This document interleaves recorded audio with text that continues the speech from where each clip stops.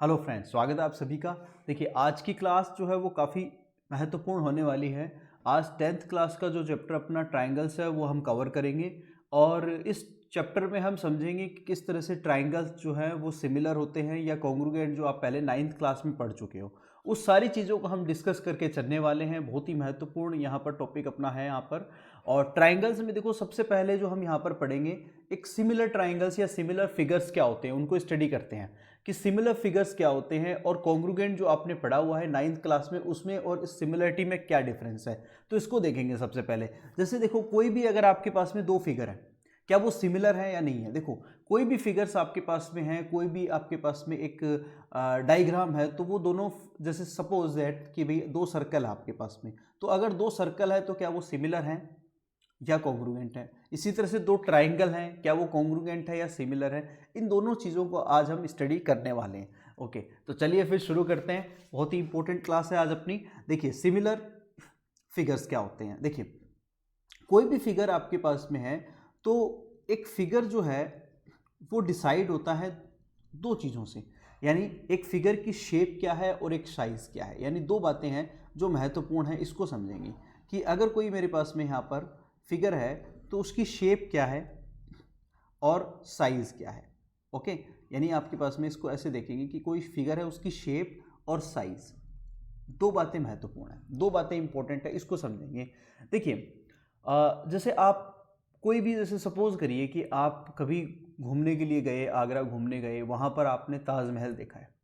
अब ताजमहल देखो कितना बड़ा है, और जब आप बाहर निकलते हो तो वहाँ पर बाहर जो है वो छोटी छोटी दुकानें लगी हुई हैं, शॉप्स हैं।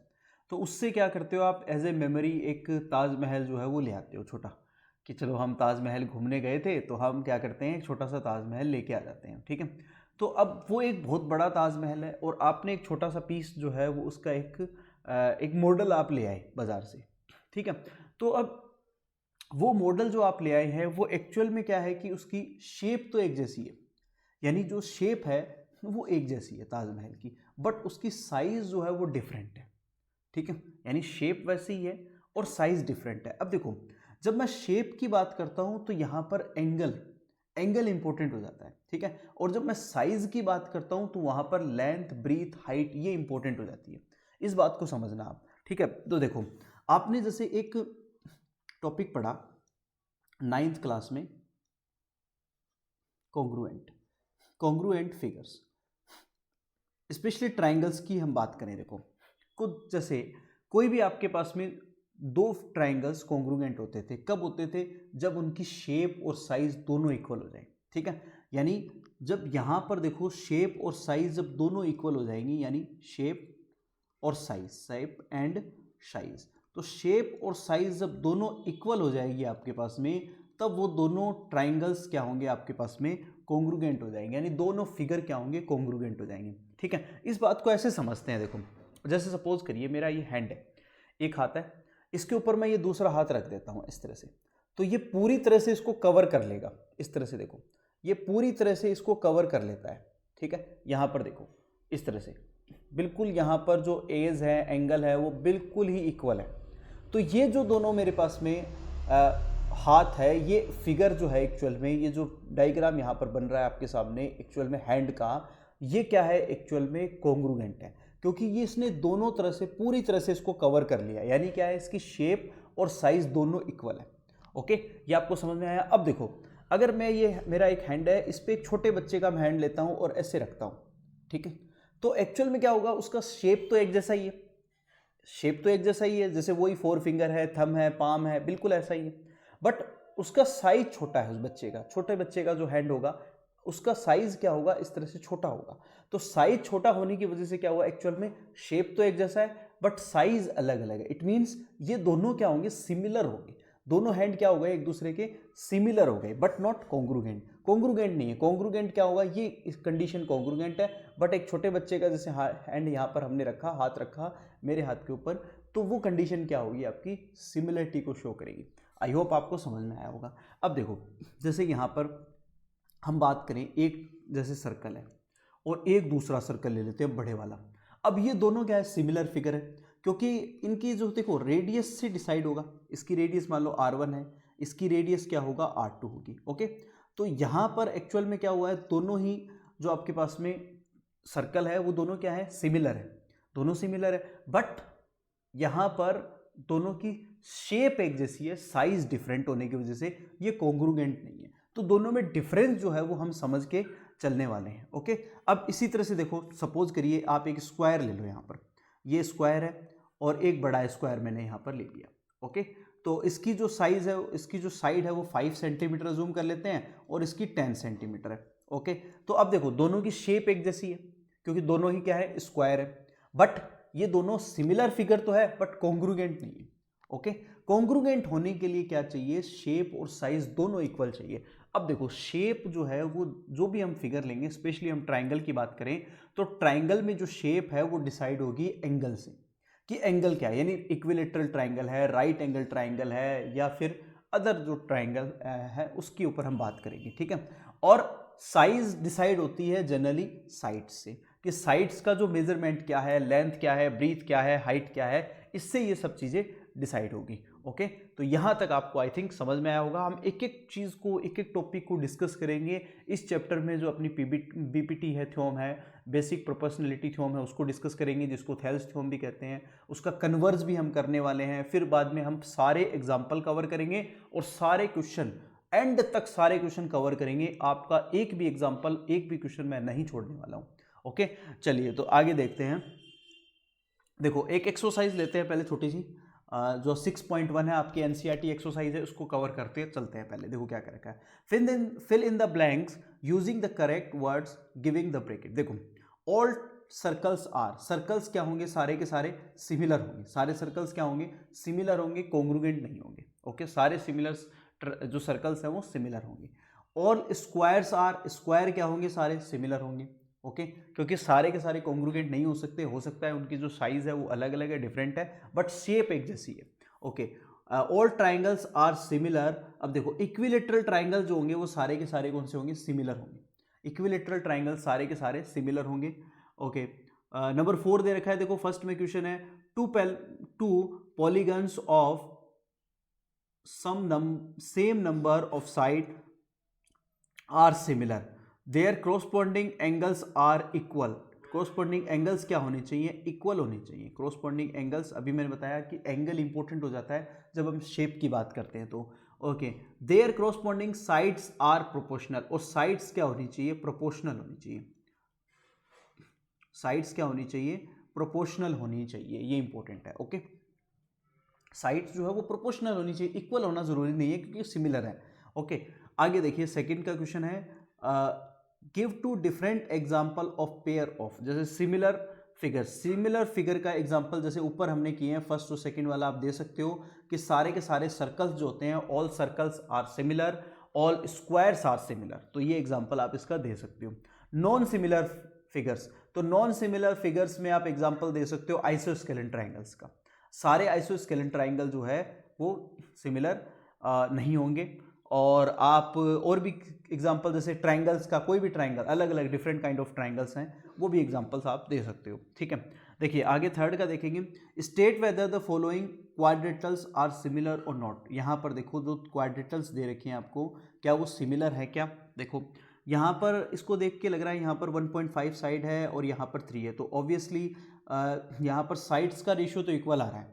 हमें पता है कि साइड्स का मैं रेशियो लूँगा तो 1/2 आ रहा है, कोई इशू नहीं है। ठीक है, जैसे PS जब हम लें अगर रेशियो के साथ में, AB के साथ, किसी भी के भी साथ लोगे तो 1/2 आएगा, क्योंकि 1.5/3 है तो ऑब्वियसली 1/2 आएगा। ओके, बट यहाँ पर एंगल इक्वल नहीं है, ध्यान से सुनो। यहाँ पर देखो ये एक्चुअल में क्या है, स्क्वायर है, ये क्या है, स्क्वायर है, क्योंकि इसके सारे एंगल जो है वो 90 डिग्री के हैं, आपको दिख रहा है डायग्राम में, बट ये स्क्वायर नहीं है, ये रोम्बस है। क्या है, ये रोम्बस है। अब रोम्बस में क्या होता है कि एंगल जो होते हैं वो 90 डिग्री नहीं होते हैं, एंगल 90 डिग्री नहीं होते हैं, तो ये रोम्बस है। ओके, और ये स्क्वायर है, तो ये दोनों फिगर्स जो है वो सिमिलर नहीं है। ओके, सिमिलर होने के लिए कंडीशन क्या है मैं आपको अभी बता रहा हूँ, एक शॉर्ट में बता रहा हूँ आपको, एक ही बात में आप समझ लो, बिल्कुल आसान सी बात है। क्या है कि शेप जो है वो इक्वल होनी चाहिए, शेप एक जैसी होनी चाहिए। जैसे मैंने ताजमहल का एग्जाम्पल दिया कि आप ताजमहल का अगर छोटा सा मॉडल लेके आते हो तो उसकी शेप एक जैसी है, वैसे ही गुंबद बनी हुई है, 4 मीनारें बनी हुई है, बिल्कुल शेप एक जैसी है। ओके, आप बढ़िया क्वालिटी का लेके आओगे तो डेफिनेटली उसका क्या है, शेप एक जैसा ही आएगा। ओके, बट क्या होगा, साइज एक जैसी नहीं है।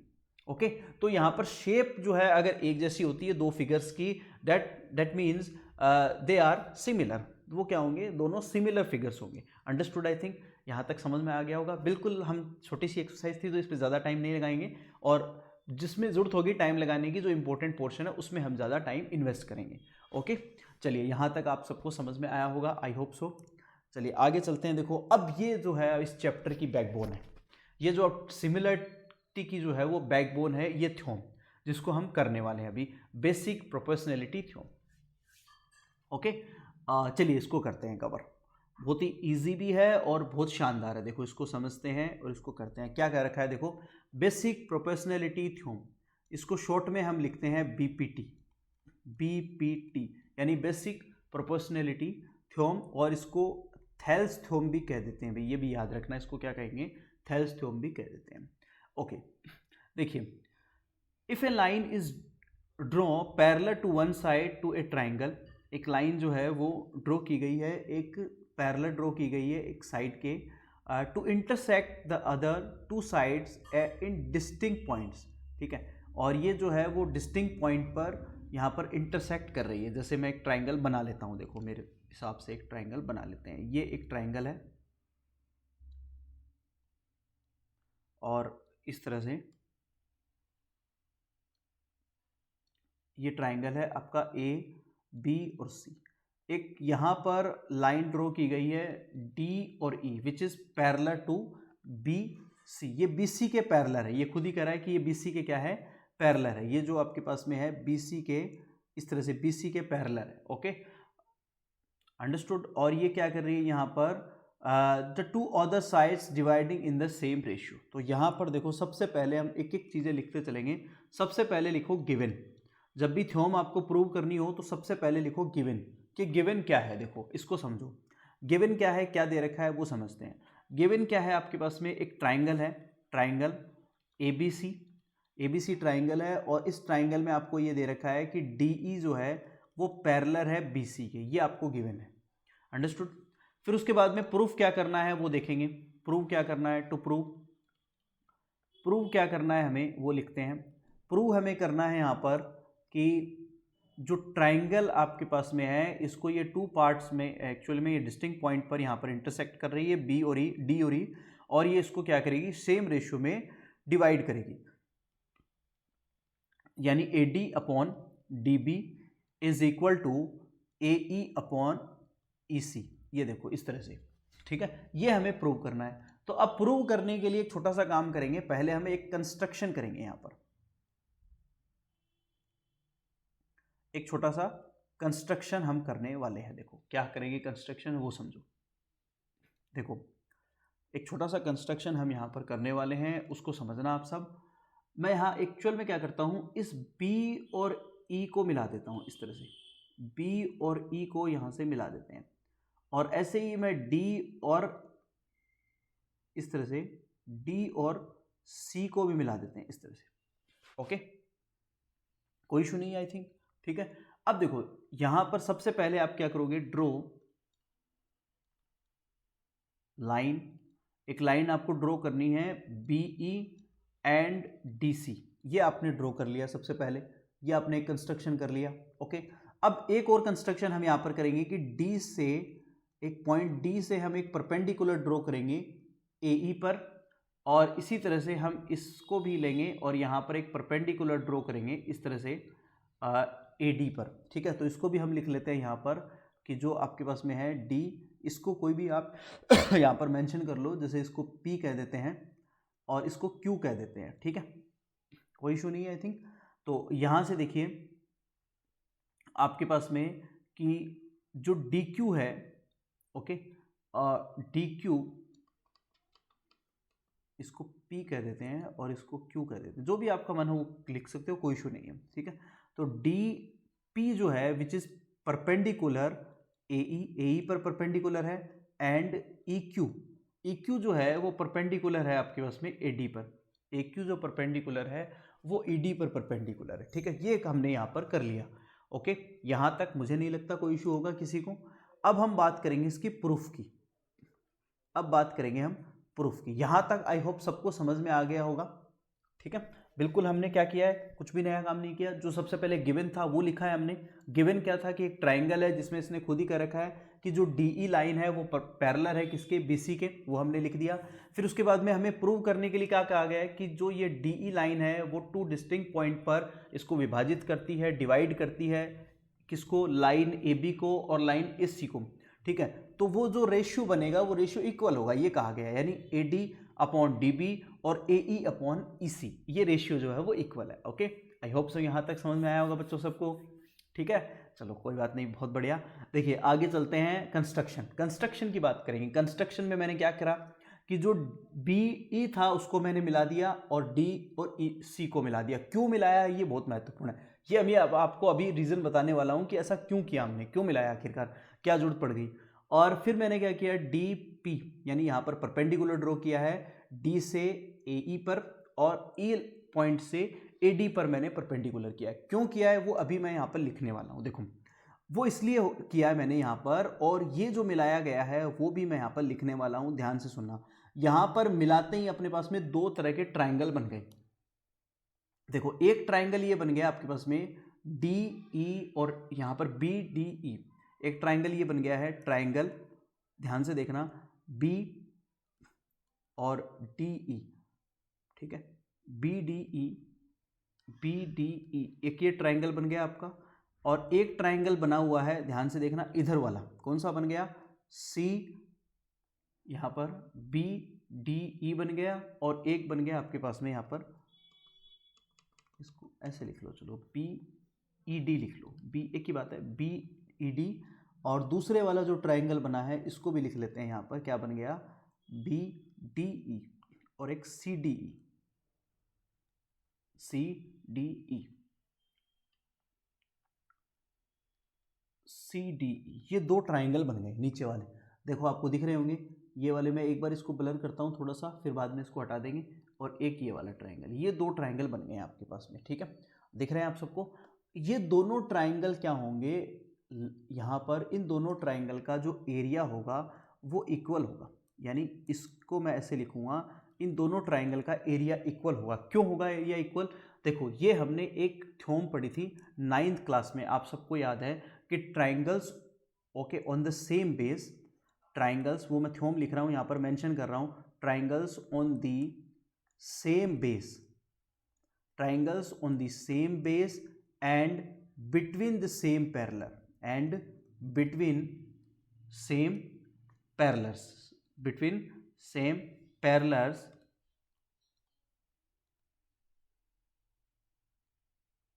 Same parallels okay are equal in area. ये थ्योरम हमने पढ़ी हुई है 9th क्लास में कि अगर दो ट्राइंगल जो है वो एक ही बेस पर बन रहे हो और बिटवीन द सेम पैरेलल्स ना, दो पैरेलल के बीच में हो, सेम पैरेलल के बीच में हो, और क्या हो, दोनों ही एक ही बेस पर बन रहे हो, तो वो दोनों ट्राइंगल क्या होंगे, एरिया में इक्वल होंगे। ओके, ये थ्योरम हमने पढ़ी हुई है, तो इस वजह से मैंने ये किया है यहाँ पर। आई होप यहाँ तक आपको समझ में आ गया होगा। इसको हम लिखते हैं इक्वेशन नंबर 1। यहाँ तक आई थिंक सबको समझ में आ गया होगा। जल्दी से आप इसका स्क्रीनशॉट ले लेना साथ में, या फिर आप नोट डाउन करके चलो तो बहुत बढ़िया है। देखो स्टूडेंट, सबसे बढ़िया क्या होता है कि आप अपना मोबाइल ऐसे सामने रखो, स्टैंड है तो बहुत बढ़िया है, और फिर उसके बाद में एक रफ नोटबुक ले लो। आपको अगर स्पीड ज़्यादा लग रही है कि भाई सर स्पीड ज़्यादा है क्लास की, तो आप देखो यहाँ पर सेटिंग आती है, आपको पता है इसको कम ज़्यादा आप कर सकते हो, तो इसको कम कर लो, अगर कम लग रही है तो ज़्यादा कर लो, कोई दिक्कत नहीं, ठीक, अपने अकॉर्डिंग सेट कर लो। और फिर उसके बाद में आप अपनी रफ नोटबुक में साथ साथ नोट्स बनाते चलो, लिखते चलो, ठीक है। वैसे हम आपको नोट्स प्रोवाइड करवा देंगे, कोई दिक्कत नहीं है। हर एक टॉपिक के सारे नोट्स जो है वो PDF फाइल में आपको यहाँ पर प्रोवाइड हो जाएंगे। ओके, देखिए अब आगे चलते हैं हम। देखो अब आगे क्या करेंगे, यहाँ पर जो हमने यहाँ पर ट्राइंगल लिया है इसको समझेंगे फिर से कि ये दोनों ट्राइंगल तो क्या हो गए, एरिया में इक्वल हो गए, क्योंकि दोनों के दोनों क्या है, एक ही बेस पर बने हुए हैं और बिटवीन सेम पैरेलल है। ओके, अब यहाँ समझना कि मैं क्या करूँगा, एक तो ट्राइंगल लूँगा इस साइड वाला, यानी एक ट्राइंगल तो इस साइड वाला ले लो यहाँ पर, और एक इस साइड वाला, इन दोनों ट्राइंगल को हम यहाँ पर देखो लेंगे और इनका एरिया फाइंड आउट हम करने वाले हैं। ओके, तो अब देखो एरिया फाइंड आउट करते हैं, किसका करें सबसे पहले, जैसे ऊपर वाले ट्राइंगल का करते हैं पहले ADE का। तो मैं यहाँ पर लिखता हूँ area of triangle, area of triangle ADE। ADE का ट्राइंगल का एरिया क्या होगा, 1/2 इंटू बेस इंटू हाइट। हमें पता है ट्राइंगल का एरिया हम कैसे लिखते हैं, 1/2 बेस इंटू हाइट। एक बार पूरा लिख देता हूँ फिर शॉर्ट में चलेंगे, बेस इंटू हाइट। तो 1/2 बेस, इसका बेस देखो क्या है यहाँ पर, वापस चलो डायग्राम में, डी यहाँ पर इसका जो बेस है वो है मेरे पास में AD बेस है, AD बेस है। और इसके ऊपर परपेंडिकुलर जो है वो क्या हो जाएगा, इसका जो परपेंडिकुलर हमने ड्रॉ किया है वो एक्चुअल में क्या होगा, वो हाइट हो जाएगी इसकी, ठीक है। तो ये AD और इसकी हाइट हो जाएगी यहाँ पर मेरे पास में EQ, ओके। तो ये AD आपके पास में और इंटू EQ आ जाएगा आपके पास में हाइट। इसको इक्वेशन नंबर 2 मेंशन कर दो यहाँ पर, कोई इशू नहीं है। फिर चलो अब देखो, अब ये वाला ऊपर वाला ट्राइंगल आपने ले लिया पहले, अब इस साइड वाला ट्राइंगल लो, ध्यान से सुनना, मैं जो एरो यहाँ पर अप्लाई कर रहा हूँ उसको ध्यान से देखना। इस साइड वाला ट्राइंगल कौन सा लेंगे हम यहाँ पर, BE और D, BED वाला लो ट्राइंगल, एरिया ऑफ ट्राइंगल, इसका भी निकालो यहाँ पर एरिया ऑफ ट्राइंगल BE और D। BED का भी वही 1/2 इंटू बेस इंटू हाइट। तो इसका बेस क्या होगा, देखो यहाँ पर इसका जो बेस बना हुआ है वो है B और D और BD बेस या DB लिख लो, एक ही बात है, DB इसका बेस हो गया। और इंटू हाइट क्या हो गई, देखो हाइट जो है परपेंडिकुलर, जो आउटसाइड से परपेंडिकुलर डाला गया, एक्सटर्नल पॉइंट पर परपेंडिकुलर डाला गया है, वो यहाँ पर इसकी हाइट हो जाएगी जो EQ ही है। यहाँ पर फिर से EQ लिख लेंगे और ये आ जाएगी इक्वेशन नंबर 3, ओके। यहाँ तक सबको समझ में आया होगा। मैंने क्या किया, देखो फिर से चलते हैं डायग्राम के पास। मैंने क्या किया, सबसे पहले ऊपर वाले जो ट्राइंगल है उसका एरिया निकाल लिया और साइड वाले का निकाल लिया, ठीक है। आपको क्या करना है, सबसे पहले समझ को चलो इस बात को, बहुत इंपॉर्टेंट है, ट्रिक बता रहा हूँ, ये ट्रिक से याद हो जाएगी कि पहले ऊपर वाले का और फिर साइड वाले का। अब बिल्कुल ऐसा ही प्रोसेस यहाँ पर करना है, वापस से अगेन ऊपर वाले का ट्राइंगल और इस साइड वाले ट्राइंगल, ठीक है। ऊपर वाला ट्राइंगल उसका एरिया निकाल लो और दिस साइड वाले का एरिया निकाल लो यहाँ से। तो यहाँ वापस से लिखते हैं A और DE का area, again area of triangle ADE। अब ADE का जब आप एरिया निकालोगे वापस से, तो अब इस साइड वाला निकाल रहे हो आप, तो बेस भी इस साइड ले लेना और इसकी हाइट कौन सी लोगे आप, यहाँ पर DP ले लोगे, ठीक है। DP हाइट हो जाएगी और बेस यहाँ पर हो जाएगा AE, ठीक है। तो यहाँ पर इंटू AE आ जाएगा और इंटू आपके पास में यहाँ पर जो बेस AE आ गया और हाइट यहाँ पर आ गई आपके पास में DP। तो यहाँ आ जाएगा DP, इक्वेशन नंबर 4, ओके। अब देखिए वापस से हम चलते हैं इस साइड वाला ट्राइंगल। इस साइड वाला ट्राइंगल कौन सा है, CDE। CDE का एरिया और लेते हैं। तो यहाँ पर area of CDE, area of triangle CDE। CDE का एरिया क्या आएगा, 1/2 इंटू बेस यहाँ पर क्या है आपके पास में EC बेस ले लेंगे हम यहाँ पर EC, और हाइट जो आपके पास में वही क्या आ जाएगी, DP आ जाएगी, इक्वेशन नंबर 5। यहाँ तक आई होप सबको समझ में आ गया होगा। हमने एक्चुअल में क्या किया है कि जो एरिया निकाला है, पहले ऊपर वाला ट्राइंगल का एरिया, फिर दिस साइड, फिर उसके बाद में ऊपर वाला एरिया, फिर दिस साइड, ओके। इस तरह से हमने एरिया निकाल लिया। अब देखो इन दोनों का रेशियो लेंगे और इन दोनों का रेशियो लेंगे। यहाँ पर इक्वेशन नंबर 3 और 4 का हम रेशियो ले लेंगे और इक्वेशन नंबर 4 और 5 का हम क्या करेंगे, रेशियो ले लेंगे। देखो कैसे लेंगे, समझना बात को, क्यों लेंगे ये भी इंपॉर्टेंट है, क्योंकि वो थ्योरम जो हमने अभी मेंशन किए वो थ्योरम हमें अप्लाई करनी है, ओके। तब इसी वजह से लेंगे। तो यहाँ लिखेंगे हम फ्रॉम इक्वेशन 2, 3, 4 एंड 5, ओके। तो यहाँ पर हम लेंगे taking ratio with 2, 3 and 4, 5, okay. तो यहाँ आप रेशियो लोगे तो देखो क्या बनने वाला है, मैं ऐसे लिखूंगा यहाँ पर एरिया ऑफ ट्राइंगल, जो ऊपर वाला ट्राइंगल है ADE वो ले लिया आपने, अपॉन इसके नीचे वाला जो एरिया है उसका रेशियो ले लो। नीचे वाला कौन सा है ट्राइंगल यहाँ पर, BE और D, BED। तो एरिया ऑफ ट्राइंगल BE और D आ गया और इज इक्वल टू यहाँ पर भी एरिया ऑफ ट्राइंगल ADE जो फिर से लिया था इक्वेशन नंबर 3 में, और फिर यहाँ पर एरिया ऑफ ट्राइंगल जो आपके पास में है यहाँ पर ये वाला CDE, CD और E ये वाला आ जाएगा, ओके। ये आपने क्या किया, एक्चुअल में रेशियो ले लिया, ठीक है। अब देखो यहाँ पर जो है मैंने एक्चुअल में हम यहाँ पर लिखेंगे फ्रॉम इक्वेशन, मैंने इक्वल क्यों किया इसको, अब सवाल ये है, मैंने इक्वल क्यों कर दिया भाई, अपनी मर्जी से थोड़ी कर सकते हैं ऐसे ही कि आपने सर रेशियो भी ले लिया और रेशियो को इक्वल कर लिया, कैसे पता चला इक्वल है या नहीं है, ये भी इंपॉर्टेंट बात है। ठीक है, तो यहाँ देखो कि जो ऊपर वाले ट्राइंगल है वो तो दोनों इक्वल पहले से ही है, कि यहाँ पर जो न्यूमिनेटर में ट्राइंगल्स हैं अपने पास में ADE इस साइड और ADE इस साइड, ये दोनों तो वैसे ही इक्वल है भाई, साफ पता चल रहा है ये दोनों तो वैसे ही इक्वल है, तो हम इनको ले सकते हैं इक्वल, कोई दिक्कत नहीं है। बट ये जो अपने पास में यहाँ पर जो ट्राइंगल है DBED और ट्राइंगल यहाँ पर CDE, ये फ्रॉम इक्वेशन नंबर 1, ये मैंने लिखा है फ्रॉम इक्वेशन 1, इक्वेशन 1 से लिखा है। 1 क्या थी, फिर से चलते हैं देखते हैं समझते हैं क्या थी 1।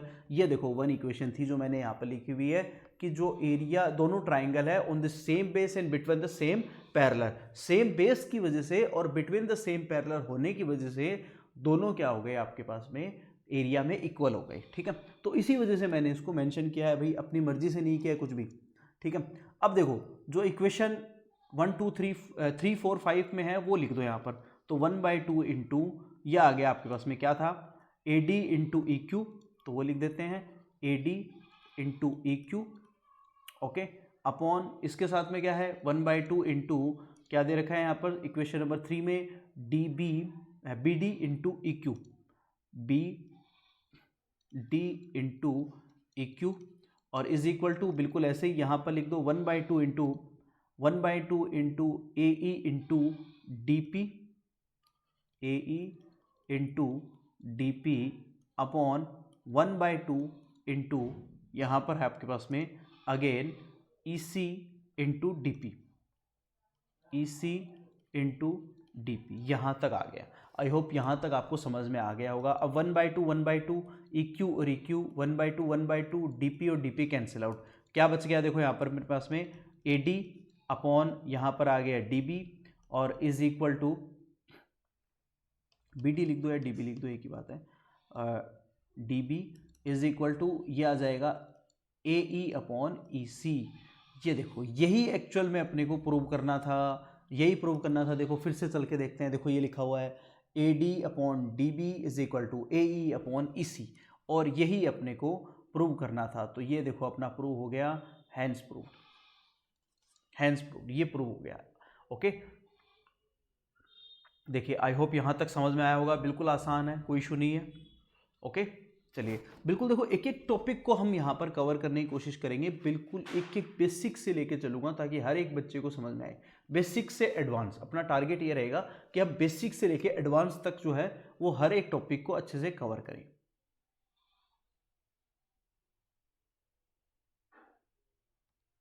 ओके, चलिए देखो फिर उसके बाद में देखो आगे थोड़ा सा इसका एडवांस फॉर्म भी है, उसको और डिस्कस कर लेते हैं साथ में।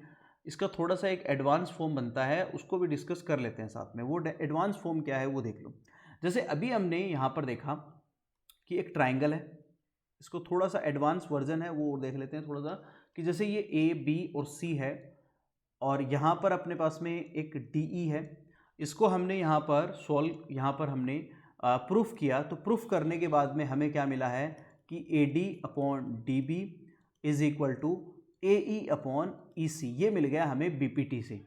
यह क्या मिल गया हमें BPT से मिल गया है कि AD upon DB is equal to क्या है AE अपॉन EC, ये हमें BPT से मिल गया है। ठीक है, अब देखो थोड़ा सा इसका एडवांस फॉर्म देखते हैं और उसको समझना बहुत ही इंटरेस्टिंग है। देखो क्या है, जैसे AD अपॉन DB है मेरे पास में, इसमें 1 ऐड कर दो इस साइड, और ऐसे ही यहाँ पर भी 1 ऐड कर दो, तो AE अपॉन EC प्लस 1, दोनों तरफ 1 ऐड कर देंगे, कोई फर्क नहीं पड़ने वाला।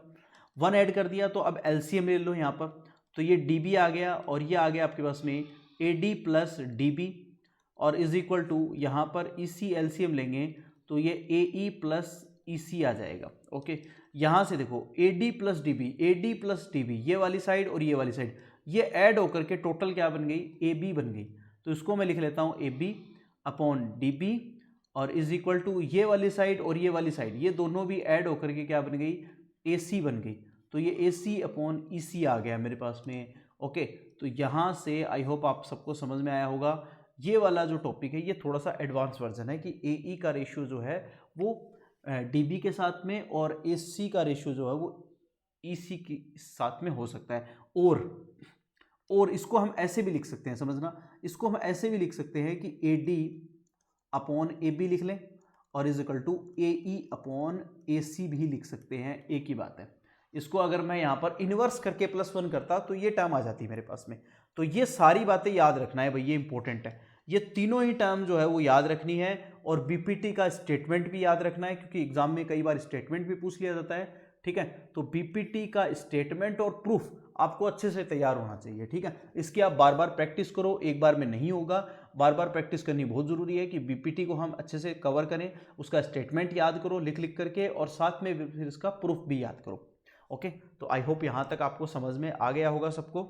ओके, अगर फिर भी देखो किसी को कोई डाउट आता है ना, कोई स्टूडेंट ऐसा हो कि डाउट आ रहा है, सर नहीं समझ में आ रहा, तो देखो स्क्रीन पर नीचे जो है हमारे व्हाट्सअप नंबर चल रहे हैं। आप कोई भी क्वेश्चन में किसी भी टॉपिक में डाउट आता है, वो टॉपिक का नाम लिख के भेज दो, मुझे व्हाट्सअप कर दो, या फिर आप जो है कोई क्वेश्चन में डाउट आता है तो उसकी फ़ोटो लेकर के मुझे व्हाट्सअप कर सकते हो। तो जब भी अपनी क्लास होगी, नेक्स्ट क्लास होगी, उसको मैं यहाँ पर स्क्रीन पर इसको इंक्लूड कर लेंगे, बोर्ड पर लिख लेंगे और आपको एक्सप्लेन कर देंगे। ओके, चलिए आगे चलते हैं फिर। ओके, एक बार इसका स्क्रीनशॉट ले लो या लिख लो आप।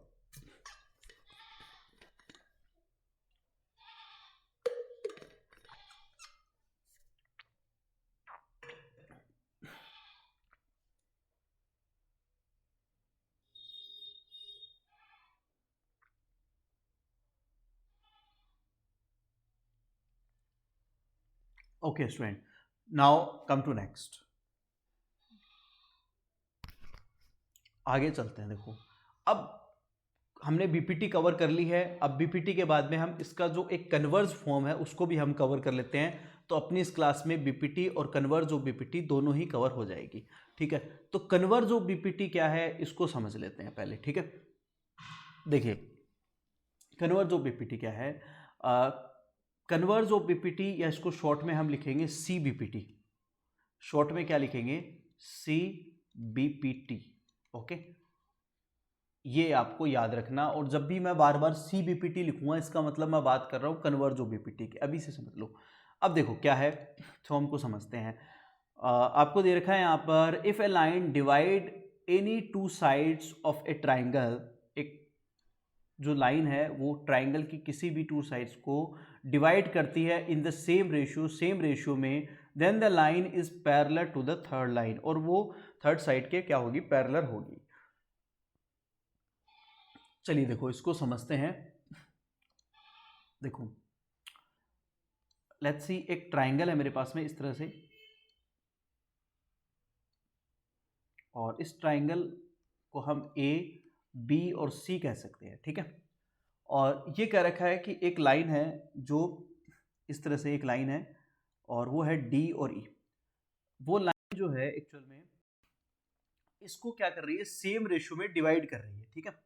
तो हम वही करते हैं जो अभी तक करते आए हैं, बस अभी तो वही आता है एक्चुअल में। सबसे पहले गिवन लिखेंगे, गिवन क्या है, तो गिवन है अपने को ट्राइंगल दे रखा है, एक ट्राइंगल ABC है, और इस ABC में ये कहा गया है कि जो रेशियो है वो बराबर है, यानी AD upon DB is equal to AE upon EC, ये रेशियो जो है वो इक्वल है, ये कह रखा है ऑलरेडी, ठीक है।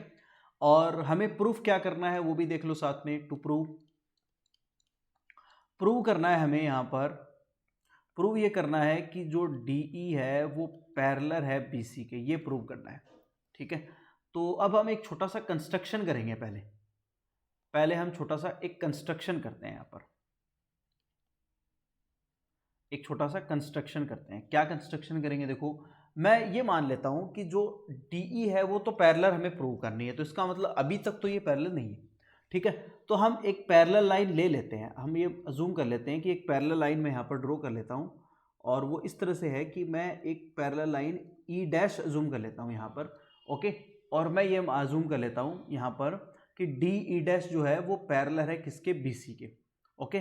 तो यहाँ मैंने एक लाइन ड्रॉ की है, ड्रॉ ए लाइन, एक लाइन आपने ड्रॉ कर दी, कौन सी, DE', ओके। एंड साथ में कर दिया मैंने यहाँ पर ये भी कंफर्मेशन कर दिया कि DE' जो है वो पैरेलल है BC के, ये मैं लेके चल रहा हूँ यहाँ पर कि DE' जो है which is parallel to BC, okay. यहाँ तक आई होप सबको समझ में आ गया होगा। अब प्रूफ देखेंगे, देखो बहुत आसान थ्योरम है, अगर BPT आपको समझ में आ गई है तो डेफिनेटली आपको CBPT समझ में आ जाएगी। बहुत ईजी है। देखो अब क्या करते हैं, ट्राइंगल में देखेंगे, इन ट्राइंगल एबीसी में जो गिवन है, सबसे पहले तो वो लाइन लिखो आप कि जो गिवन है यहाँ पर कि भाई A D upon D B is equal to A E upon E C, ये अपने को गिवन है। ओके, इसको हमें इक्वेशन 1 लिखता हूँ और ये गिवन है अपने को, ठीक है। ये अपनी मर्जी से हमने नहीं लिखा है, ये अगले ने दे रखा है क्वेश्चन में, जो आपकी थ्योरम है उसमें दे रखा है, तो हमने अपनी मर्जी से नहीं लिखा, हमने सिर्फ इतना ही लिखा है कि भैया ये हमें पता है, अपने अगले ने दिया गया है। फिर देखो आगे चलते हैं। अब अपन ने अभी अजूम किया है कि डी ई डैश जो है वो पैरेलल है किसके, बीसी के, बाय कंस्ट्रक्शन। ओके, तो अब देखो यहां पर जब एक साइड दूसरी साइड के पैरेलल है तो इसका मतलब इसको क्या करेगी, सेम रेशियो में डिवाइड करेगी बाय बीपीटी। अभी हमने बीपीटी पढ़ी है, बीपीटी का जो स्टेटमेंट है वो यही तो है कि अगर एक लाइन जो है वो एक दूसरी लाइन के पैरेलल है और वो टू डिस्टिंक्ट पॉइंट पर अन्य टू साइड्स को डिवाइड करती है इन सेम रेशियो, यही तो था। तो हम क्या करेंगे, इसको हम ऐसे लिख लेंगे A D upon D B is equal to, यहां पर आ गया आपके पास में A E dash upon E dash C, ये आ जाएगा, ठीक है। हमने क्या कर दिया, इसको सेम रेशियो में डिवाइड कर दिया, और मैं इसको देता हूं इक्वेशन नंबर 2 और इसको लिखते हैं बाय बीपीटी। बीपीटी का ही स्टेटमेंट है ये, कुछ अलग नहीं है, बीपीटी का जो स्टेटमेंट है वही लिखा है हमने, तो कुछ भी अलग नहीं किया। तो अब देखो यहां पर इक्वेशन 1 और 2 से देखो, फ्रॉम इक्वेशन 1 एंड 2, ठीक है, 1 एंड 2 दोनों इक्वेशन को ध्यान से देखो। दोनों इक्वेशन को आप ध्यान से देखोगे तो आपको पता चलेगा कि इसका LHS, यानी इसका जो LHS है, ये जो LHS है, इसका LHS और इसका LHS, दोनों इक्वेशन का LHS इक्वल है। तो भैया जब LHS इक्वल होगा किसी इक्वेशन का तो RHS भी इक्वल हो जाएगा, ठीक है। तो RHS को क्या कर दो, इक्वल कर दो यहाँ से, तो वो आ जाएगा आपके पास में A E upon E C is equal to A E dash upon E dash C, ऐसे लिख लेते हैं, कोई इशू नहीं है, बिल्कुल बढ़िया है भाई, आराम से समझ में आ रहा है। अब देखो दोनों तरफ 1 ऐड कर दो, एडिंग 1 बोथ साइड, ठीक है। यहां पर लिख दो एडिंग 1 बोथ साइड आप क्या कर दो, यहां पर 1 ऐड करके चलो, तो 1 ऐड करके चलेंगे तो यहां आएगा A E upon E C plus 1 is equal to A E dash upon E dash C plus 1, ठीक है, यहां आ जाएगा। यहां से देखो इसका एलसीएम लोगे तो ये ए ई प्लस ई सी बनेगा upon E C as it is, और यहाँ पर A E dash plus E dash C बनने वाला है अपॉन ई डैश सी, ये आ जाएगा, ठीक है। तो अब ए ई प्लस ई सी क्या बन गया, डायग्राम में चलते हैं फिर से समझते हैं। ए ई और प्लस ई सी, ये यहाँ से यहाँ तक की जो साइड है ये पूरा सम क्या हो गया, ए सी बन गया। और ऐसे ही ए ई डैश इसमें भी और इसमें भी क्या बन जाएगा, ए सी बन जाएगा, यानी बोथ साइड क्या आ जाएगा, ए सी आ जाएगा। तो ये आ गया A C upon E C is equal to, ये भी ए सी बन गया और अपॉन ई डैश सी, ये टर्म बन गई है। देखो दोनों तरफ यहां से इनको और इसको कैंसिल आउट कर दे और इनवर्स कर दे तो E C is equal to E dash C आ जाएगा। क्या आ जाएगा, E C is equal to E dash C. समझ में आया? तो अब इसका मतलब क्या हुआ, देखो इसको समझो, ये इंपॉर्टेंट टर्म आ गई है, इसको समझो। इसका मतलब क्या हुआ, डायग्राम में चलो वापस से, कि जो ई सी अपने क्या आ गया अब यहाँ से सोल्व करने पर कि ई सी इज इक्वल टू आ गया ई डैश सी। इसका मतलब हुआ कि ये दोनों जो लेंथ हैं वो एक्चुअल में इक्वल है। जो ई सी है और ई डैश सी है वो दोनों लेंथ इक्वल है, बट हमने तो इसको अलग अलग लेके चले थे, हम इसको अलग अलग लेके चले थे, पर ये प्रूव हो गया कि ये दोनों जो है अपने पास में ई सी और ई डैश सी जो है वो इक्वल है। आई होप यू अंडरस्टैंड, यहाँ तक समझ में आया होगा। अब इसका मतलब लेंथ दोनों इक्वल है, तो क्या हो गया कि ई और ई डैश जो पॉइंट हमने अलग अलग माने थे कि ई और ई डैश जो है वो दोनों एक जगह पर ही है, ये कंफर्म हो गया कि ई और ई डैश पॉइंट जो है वो दोनों क्या है, एक जगह पर ही है। अंडरस्टूड, कोई इशू नहीं है यहाँ तक, ठीक है। इसका मतलब क्या हो गया कि ई और ई डैश जो है वो दोनों एक जगह पर ही है। ओके, अब हम तो इसको लेके चले थे कि भैया ये अलग अलग है पॉइंट, है ना, कि भाई ई डैश जो है वो अलग है, पर यहां से प्रूव हो गया कि ई और ई डैश एक ही जगह पर है, एक ही जगह पर है। इसका मतलब क्या हुआ कि जो डी ई है वो बी सी के पैरेलल होगा, क्योंकि जब डी ई डैश, देखो यहां से जब डी ई डैश पैरेलल हो सकता है बी सी के, तो डी ई भी तो बी सी के पैरेलल हो जाएगा, ठीक है। तो ये आपका प्रूव हो गया, हैंस प्रूव्ड। तो यहाँ से ये कन्फर्मेशन मिल गया अपने को कि जो डी ई डैश अगर पैरेलल है बी सी के, तो यहाँ से डी ई जो है वो भी पैरेलल किसके हो जाएगी, बी सी के। यही हमें प्रूव करना था, हैंस प्रूव्ड एच पी। चलिए आई होप यहाँ तक समझ में आया होगा सबको, बिल्कुल आसान सा कंसेप्ट है। ओके, इसको हम थोड़ा सा और समझेंगे, एक बार इसको आप रिव्यू कर लो, 1 मिनट का टाइम है, इसको जल्दी से रिव्यू कर लो या इसको नोट डाउन कर लो आप।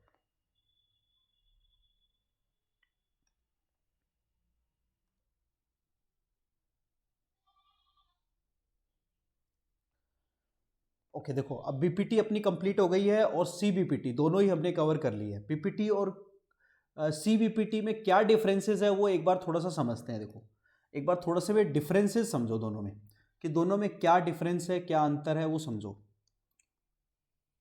देखिए सबसे पहले जैसे हम बात करें यहाँ पर बीपीटी और सीबीपीटी, इसमें क्या डिफरेंसेस है और क्या है वो समझेंगे। देखो बीपीटी में जो चीज़ गिवन है अपने पास में, गिवन क्या है कि ट्राइंगल जैसे एबीसी, इस ट्राइंगल एबीसी में जो आपके पास में डीई है वो पैरेलल है बीसी के, ये हमें दिया गया है। और प्रूफ क्या करना है हमें यहाँ पर, प्रूव क्या करना है, प्रूव दैट हमें प्रूव करना है यहाँ पर कि जो A D upon D E, A D upon D B is equal to A E upon E C, ये अपने को प्रूव करना है। ठीक है, और अब देखो दूसरी तरफ हम देखें यहाँ पर सीबीपीटी, सीबीपीटी में गिवन क्या है, इसका जस्ट उल्टा जो है अपने को दे रखा है कि triangle, in triangle ABC, ABC triangle में आपके पास में ए डी जो है वो डी बी के साथ और ए ई जो है वो ई सी के साथ रेशियो में है और वो इक्वल है। और हमें प्रूव क्या करना है, prove that D E parallel है बी सी के। ये देखो आप, अब आप यहाँ पर अच्छे से डिफरेंस जो है इसको एनालिसिस हम आराम से कर सकते हैं कि बीपीटी में जो चीज़ हमें दी गई है, जो चीज़ गिवन में है, एक्चुअल में वो सीबीपीटी में हमें प्रूव करनी है, और जो सीबीपीटी में गिवन में है एक्चुअल में वो हमें बीपीटी में प्रूव करना था। ओके, तो ये दोनों में डिफरेंस है और दोनों में सिमिलरिटी और डिफरेंसेस आप अच्छे से देख पा रहे हो, और इसी के आधार पर इन दोनों को हम डिफरेंसेस को याद रख लेंगे आराम से, कोई इशू नहीं है, दोनों थ्योरम जो है वो आराम से याद हो जाएंगी। तो अब आपको करना क्या है, बात सुनो ध्यान से, कि आप लोगों को इन दोनों थ्योरम जो है इसका स्टेटमेंट आपको याद रखना है। सबसे पहला काम यह है कि इसका जो स्टेटमेंट है वो आपको अच्छे से याद होना चाहिए दोनों थ्योरम का, क्योंकि कई बार जो है वो डायरेक्ट स्टेटमेंट ही पूछ लिया जाता है और यही कह दिया जाता है कि स्टेटमेंट भी खुद ही लिखो और प्रूव भी खुद ही करके बताओ। ठीक है, तो उस कंडीशन में हमें स्टेटमेंट अच्छे से याद होना चाहिए। और दूसरी बात यह है कि स्टेटमेंट के साथ साथ में इनका जो प्रूफ है वो भी आपको अच्छे से याद होना चाहिए। और इसका एक ही तरीका है कि इसकी बार बार प्रैक्टिस करो, दोनों को लिख लिख कर देखो कि हाँ कहाँ समझ में नहीं आ रहा क्या है, और जो मैंने आपको करवाया है फिर उसके बाद में उससे मिलाकर देखो कि हमने जो किया है और सर ने जो किया है वो समझ में आ रहा है नहीं आ रहा, या दोनों में क्या डिफरेंसेस आया है, क्या गलती हुई है हमारी। ओके, तो चलिए आई थिंक यहाँ तक समझ में आया होगा सबको। चलिए आगे चलते हैं फिर। अब देखो इसके ऊपर जो आपके एनसीईआरटी के एग्जाम्पल्स और क्वेश्चंस है वो हम करते हैं। तो एनसीईआरटी में देखो पहला आपका एग्जाम्पल है, उसको कवर करते हुए चलते हैं। एग्जाम्पल क्या है, देखो if a line intersect sides A B and A C, okay, of a triangle A B C. Okay, एक ट्राइंगल है मेरे पास में, मैं यहाँ लिख देता हूँ, ट्राइंगल बनाते हैं एक ए बी सी, ए बी और सी ट्राइंगल है, और ये कह रखा है कि ए बी और ए सी, इसको एक डी और ई पर यहाँ पर एक लाइन जो है वो इंटरसेक्ट कर रही है respectively parallel to B C, और ये कह भी दिया इसने कि ये पैरेलल है बी सी के। तो हमें प्रूव करना है ए डी जो है वो ए बी के, बिल्कुल जैसे कि मैंने बताया था आपको एडवांस फॉर्म ऑफ बीपीटी, वही हमें करना है। तो यहाँ पर देखो हमें गिवन क्या है, सबसे पहले गिवन लिखो आप, in triangle A B C, triangle A B C में आपको दे रखा है कि जो डी ई है वो पैरेलल है बी सी के। ठीक है, तो अब यहाँ पर हम क्या लिख लेंगे, बाय बीपीटी, पीपीटी से हम क्या लिख लेंगे कि ए डी जो है वो यहाँ पर डी बी के और डी बी के साथ, और ए ई जो है वो ई सी के साथ रेशियो में है और इक्वल है। ओके, इसको मैं लिखता हूँ इक्वेशन नंबर 1 और बाय बीपीटी, चलो डायरेक्ट ही लिख देता हूँ बाय बीपीटी। अब बीपीटी से देखो यही आने वाला है मेरे पास में कि जो A D by D B और A E by E C, BPT से हमने लिख दिया। अब हमें जो प्रूव करना है उसको समझेंगे। प्रूव क्या करना है हमें, तो यहाँ पर ए बी चाहिए मुझे प्रूव करने के लिए। ओके, तो मैं क्या करता हूँ यहाँ पर इसका पहले इन्वर्स कर लेता हूँ पहले। ओके, दोनों इस इक्वेशन 1 को हम क्या करते हैं, पहले इन्वर्स कर लेते हैं। Okay, take inverse form, inverse करोगे तो ये D B upon A D आ जाएगा और इज इक्वल टू यहाँ पर आ जाएगा आपके पास में A E C upon A ई। अब एक तरफ से इन्वर्स किया है तो ऑब्वियसली दूसरी तरफ से भी करना पड़ेगा, ऐसे तो है नहीं एक तरफ से कर लेंगे। अब यहाँ आने के बाद में आप यहाँ पर क्या करो, ऐड कर दो one both side, adding one both side, दोनों तरफ वन ऐड कर दो। ये ऑलरेडी हम कर चुके हैं उस फॉर्म में, याद होगा आप सबको। देखो मैं दिखाता हूँ आपको, भूल जाते हो ना आप लोग, तो देखो मैं बताता हूँ। अभी हमने किया है इसको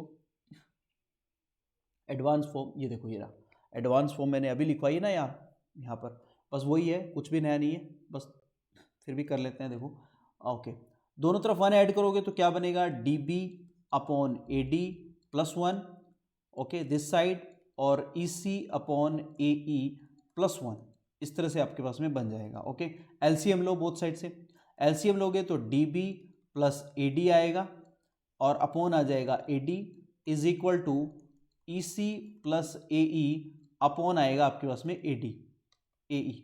ओके, तो अब यहाँ से देखो D B plus A D, D B plus A D, ये दोनों ऐड होकर के क्या बन गए, ए बी बन गया। तो इसको मैं ए बी लिख लेता हूँ upon A D as it is, और ई सी और प्लस यहाँ पर ए ई, ये दोनों ऐड होकर के क्या बन गए, ए सी। तो इसको लिख लेते हैं ए सी अपॉन ए ई। कोई इशू नहीं है यहाँ तक, बिल्कुल आसान है, आराम से समझ में आ गया। अब इस टर्म को देखो यहाँ पर, और जो प्रूव करना है उसको देखो। तो एक बार इसका फिर से हम इन्वर्स करते हैं, again taking inverse. Okay, again taking inverse, यहाँ पर फिर से क्या करते हैं, इसका इन्वर्स कर लेते हैं। इन्वर्स करते ही अपने पास में क्या बनेगा, A D upon A B बन जाएगा और इज इक्वल टू यहाँ बनेगा आपके पास में ए ई अपॉन ए सी। ये टर्म बन जाएगी फिर से जो हमें प्रूव करनी थी, हैंस प्रूव्ड।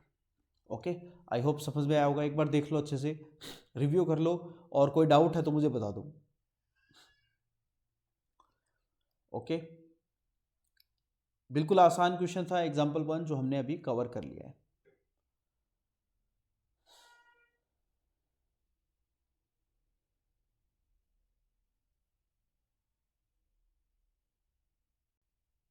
चलिए कम टू नेक्स्ट, आगे चलते हैं नेक्स्ट एग्जाम्पल पे। देखो अगला एग्जाम्पल है, आपको देख पा रहे हो यहाँ पर, देखिए क्या क्या रखा है, A B C D is a trapezium with A B parallel to, A B जो है वो पैरेलल है यहाँ पर डी सी के, और E and F are points on non parallel sides. E और एफ आप यहाँ पर देख रहे हो ए डी पर और बी सी पर नॉन पैरेलल साइड पर यहाँ पर एग्जिस्ट कर रहे हैं, such that E F is parallel to, E F जो है वो पैरेलल है, parallel to A B, E F जो है वो ए बी के पैरेलल है। इट मीन्स ये अपने आप ही किसके पैरेलल हो जाएगी, डी सी के भी पैरेलल हो जाएगी, और आपको ये प्रूव करना है। तो सबसे पहले देखो गिवन क्या है वो लिखते हैं। सबसे पहले गिवन क्या है आपके पास में कि ए बी जो है वो पैरेलल है किसके, डी सी के, ये कह रखा है। साथ में ये भी कह दिया आपको कि जो ई एफ जो है वो पैरेलल है किसके, यहाँ पर parallel to A B, A B के पैरेलल है। ए बी के पैरेलल हो गया, इसका मतलब यहाँ से कंक्लूजन क्या निकलेगा कि तीनों आपस में पैरेलल हो गई। ए बी पैरेलल हो गई डी ई के, और डी ई पैरेलल हो गई है यहाँ पर आपके पास में ई एफ के, तीनों आपस में पैरेलल हो गई। सबसे पहली बात ये निकल के आई है, इसको इक्वेशन 1 लिखते हैं यहाँ पर। यहाँ तक सबको समझ में आ गया, कोई इशू नहीं है। अब देखो कहा क्या गया है, कहा ये कहा गया है कि ए ई जो प्रूव करने के लिए कहा गया है वो समझो इसको, कि ए ई जो है, ए ई यहाँ पर रेशियो में है ई डी के साथ में, और बी एफ का रेशियो है आपके पास में यहाँ पर एफ सी के साथ में। ठीक है, तो मैं यहाँ छोटा सा कंस्ट्रक्शन करता हूँ। देखो यहाँ से इस तरह से इसको मैं ए को सी से मिला देता हूँ, एक छोटा सा कंस्ट्रक्शन यहाँ पर करते हैं, और यहाँ से इस तरह से ये इस तरह से लेते हैं, और इसको मिला देते हैं यहाँ पर, ए को सी से मिला देते हैं। ओके, ए को सी से मिला देते हैं, अंडरस्टूड। अब इस ट्राइंगल में देखिए, पहले एक ट्राइंगल बन गया आपके पास में, एक छोटा सा कंस्ट्रक्शन किया है हमने। कंस्ट्रक्शन जो किया है वो ये है कि मैंने यहाँ पर ड्रॉ की है, draw a line draw a line A C, A C को मैंने ए और सी को मिलाया है, ठीक है। अब यहाँ से फ़ायदा क्या हुआ मिलाने का फ़ायदा ये हो गया कि एक ट्राइंगल बन गया, क्योंकि बीपीटी लगेगी ट्राइंगल में, सीधी बात है भाई, बीपीटी जो है वो अपने पास में ट्राइंगल में लगेगी, और यहाँ पर ट्रिपेजियम है, अब ट्रिपेजियम में तो लगनी हो नहीं है, तो हम यहाँ पर हमने एक ट्राइंगल मिल जाए इसलिए ये कंस्ट्रक्शन किया है, ठीक है। तो यहाँ पर देखेंगे इन ट्राइंगल आपके उसमें ए डी सी ट्राइंगल में यहाँ पर जो अपने इसको हम कह दो पी कह दो इसको, ठीक है, ओके। अब इसमें देखो यहाँ पर जो ऑलरेडी यहाँ पर मेंशन हो चुका है फ्रॉम इक्वेशन 1 से कि जो ईपी है, इक्वेशन 1 से मेंशन होगा कि ईपी पैरेलल है डीसी के, और इसको हम लिखेंगे फ्रॉम इक्वेशन 1, इसको हम लिख लेंगे इक्वेशन 1 से, ये आपके पास में हो गया है, ओके, कोई इशू नहीं है। चलिए यहाँ से देखो, अब ए का रेशियो हम लेते हैं यहाँ पर ईडी के साथ में, और एपी का हम रेशियो लेते हैं किसके साथ में, पीसी के साथ में, equation number 2 by BPT. BPT से आप इसको लोगे, क्यों लोगे, क्योंकि देखो यहाँ पर जो है ईपी पैरेलल हो गई है किसके, डीसी के, तो हम यहाँ पर बीपीटी अप्लाई कर सकते हैं। यहाँ तक मुझे लगता है आई होप सबको समझ में आ गया होगा, ओके। फिर देखो अब ऐसे ही मैं क्या करता हूँ, दूसरे वाला जो ट्राइंगल है, कौन से वाला, इस साइड वाला ट्राइंगल दिख रहा है आपको, ए बी सी में भी आप क्या कर दो, यहाँ पर ए बी सी में भी हम यहाँ पर क्या कर लेते हैं, बीपीटी लगा देते हैं, क्योंकि पी एफ जो है वो भी पैरेलल है किसके, ए बी के पैरेलल है, ओके। तो यहाँ पर देखेंगे अगेन जो पी एफ है, पी एफ पैरेलल है ए बी के, तो यहाँ पर देखेंगे इन ट्राइंगल, ऊपर वाला जो ट्राइंगल है देख पा रहे हो आप, ए बी सी ए बी और सी, ए बी सी में भी आप क्या करो, बीपीटी लगा दो। बीपीटी लगाओगे तो देखो क्या बनेगा, फिर से देखना, यहाँ पर A P upon P C लिख लेता हूँ मैं, okay, A P upon P C, और इस साइड आ जाएगा ए बी एफ और B F upon F C, तो यहाँ लिखते हैं B F upon F C is equal to, इस साइड आ जाएगा आपके पास में A P upon P C, A P upon P C, ये आ जाएगा इक्वेशन नंबर 2, और ये भी हमने लिखा है बाय बीपीटी, अपनी तरफ से नहीं लिखा है भैया, बीपीटी से लिखा है, ठीक है, कि जो बीपीटी अपनी को कह रही है कि अगर एक साइड ट्राइंगल की दूसरी साइड किसी एक साइड के पैरेलल होती है और दो साइड्स को डिस्टिंक्ट पॉइंट पर इंटरसेक्ट करती है, तो वो उन दोनों साइड्स को क्या करेगी, सेम रेशियो में डिवाइड करेगी, ये बीपीटी कहती है। तो वही काम हमने कर लिया जो बीपीटी कह रही है, अपनी तरफ से कुछ नहीं किया है।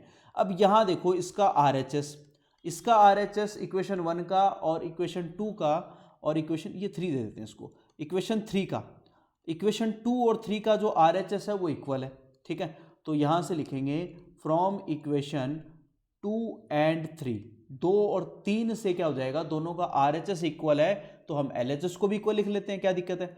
तो एलएचएस क्या है इसका, ए ई अपॉन ई डी, यहाँ लिख देता हूँ मैं ए ई अपॉन ई डी, और इज इक्वल टू इसका जो एलएचएस है वो लिख दो, वो क्या है, B F upon F C, यहाँ पर हमने लिख दिया, ठीक है। ये मैंने लिख लिया, इसको ले लिया और इसको ले लिया, और एक्चुअल में यही तो प्रूव करना था, एक्चुअल में हमें यही तो प्रूव करना था, बस इस दो ट्राइंगल में इसको डिवाइड किया, दोनों में बीपीटी लगाई, बीपीटी लगाते ही दोनों का आरएचएस जो है वो इक्वल आ गया, तो एलएचएस ऑब्वियसली इक्वल हो जाएगा, ठीक है। तो इससे ये कंफर्म हो गया कि आपके पास में ये एलएचएस दोनों इक्वल हो गया, दैट मीन्स यही हमें प्रूव करना था, हैंस प्रूव्ड, ओके। आ गया सबको समझ में, बिल्कुल आसान है, कोई इशू नहीं है, ठीक है।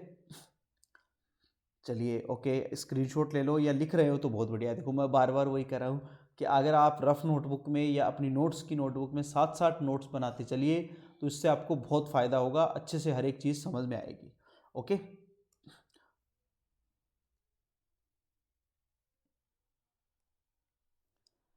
ओके ओके चलिए नेक्स्ट एग्जांपल देखते हैं। एग्जांपल नंबर 3 देखिए, फिगर आपको यहाँ पर मेंशन कर रखा है 6.16 पी एस अपॉन, यानी पी एस साइड जो है वो रेशियो में है पी क्यू के, और P T by T R ये रेशियो में है, और ये एंगल देखो यहाँ पर ऑलरेडी मेंशन कर रखा है कि ये जो एंगल है वो इस एंगल के इक्वल है, ओके। जो एस यहाँ पर एंगल है इनसाइड एंगल, और इनसाइड एंगल आर के इक्वल है। प्रूव दैट, यहाँ पर हमें प्रूव करना है जो ट्राइंगल पी क्यू आर है इज ए आइसोस्केलन ट्राइंगल। देखो आइसोस्केलन की प्रॉपर्टी क्या होती है, सॉल्यूशन देखो, आइसोस्केलन ट्राइंगल है, इसका मतलब हमें ये प्रूव करना है।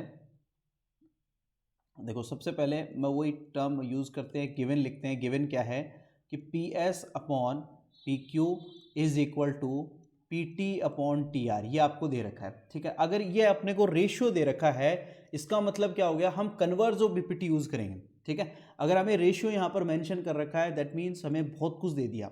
तो यहाँ से हम इसको S T is equal to Q R, इसको हम डायरेक्ट लिख लेंगे by converse of BPT, by C B P T से हम इसको सीधा ही लिख लेंगे, ठीक है। अब देखिए ये जो आपके पास में एस टी जो है वो, अगर एस टी पैरेलल है, सॉरी पैरेलल है अपने पास में, यहाँ पर अगर एस टी पैरेलल है, यहाँ पर एस टी अगर पैरेलल है आपके पास में इसके क्यू आर के by C B P T, तो इट मीन्स यहाँ पर क्या हो गया कि ये वाला जो एंगल है जो ऑलरेडी यहाँ पर मेंशन कर रखा है, देखना कि P S T is equal to है आपके पास में पी आर क्यू के, तो ये वाला जो एंगल है पी एस टी, यानी ये जो इनसाइड एंगल यहाँ पर जो एंगल है वो क्यू के भी इक्वल हो जाएगा, क्योंकि ये दोनों लाइन क्या है, पैरेलल लाइन है। और हमने पढ़ा हुआ है कि भाई पैरेलल लाइंस के जो एंगल होते हैं, एक तरफा एंगल, वो सारे क्या होते हैं, इक्वल होते हैं। तो P S T is equal to angle S Q R, इसके इक्वल हो जाएगा आपके पास भी, या पी क्यू आर भी लिख सकते हो, एक ही बात है, पी क्यू आर लिख लो या एस क्यू आर, एक ही बात है, ये दोनों इक्वल हो जाएंगे। ये एंगल इसके इक्वल हो गया, तो यहाँ से डायरेक्ट हम इसको लिख सकते हैं कि पी आर क्यू भी क्या है, इसके इक्वल है। पी आर क्यू जो एंगल है वो भी क्या है, इक्वल है। ये दोनों एंगल इक्वल आ गए, यानी ये एंगल इसके भी इक्वल हो गया, तो ये दोनों एंगल इक्वल हो गए, इसका मतलब ये दोनों साइड भी क्या हो जाएगी, इक्वल हो जाएगी, ठीक है। इसको मैं लिख लूँगा यहाँ पर P Q is equal to P R, और यही हमें प्रूव करना था कि जो ट्राइंगल है यहाँ पर triangle P Q R is a isosceles triangle, क्योंकि आइसोस्केलन ट्राइंगल की प्रॉपर्टी क्या होती है, आइसोस्केलन ट्राइंगल की प्रॉपर्टी होती है कि टू साइड्स जो है वो इक्वल होनी चाहिए, ओके। तो यही हमें प्रूव करना था, ओके। और ये हमने थ्योरम पढ़ी हुई है, अपोजिट साइड ऑफ एंगल ये इक्वल है, तो ये साइड्स भी क्या होगी, इक्वल होगी। बिल्कुल आसान सा क्वेश्चन था, इसमें कुछ भी रॉकेट साइंस नहीं है, बिल्कुल ही ईजी क्वेश्चन था, ओके। आई होप यहाँ तक समझ में आया होगा सबको। नाउ टेक स्क्रीनशॉट, आप स्क्रीनशॉट ले लो, और अगर लिख रहे हो साथ में तो बहुत बढ़िया है, well set, okay. Now come to next, अब आते हैं एक्सरसाइज पर। देखो एग्जाम्पल अपने कवर हो गए हैं, बीपीटी हमने कवर कर ली, कन्वर्स ऑफ बीपीटी हमने कवर कर ली, एग्जाम्पल सारे कवर कर लिए हमने। अब हम बात कर लेते हैं यहाँ पर एक्सरसाइज की। तो एक्सरसाइज के थोड़े से क्वेश्चन आपके एनसीईआरटी में, इनको हम कवर करते हुए चलते हैं। देखो देखिए फर्स्ट क्वेश्चन आपको दे रखा है, यहाँ पर एक फिगर मेंशन कर रखा है, ध्यान से देखेंगे कि जिसमें बीई यहाँ पर डीई पैरेलल है बीसी के। देखो ये जो डीई साइड है वो बीसी के पैरेलल है, और यहाँ पर क्या रखा है कि फाइंड सीई,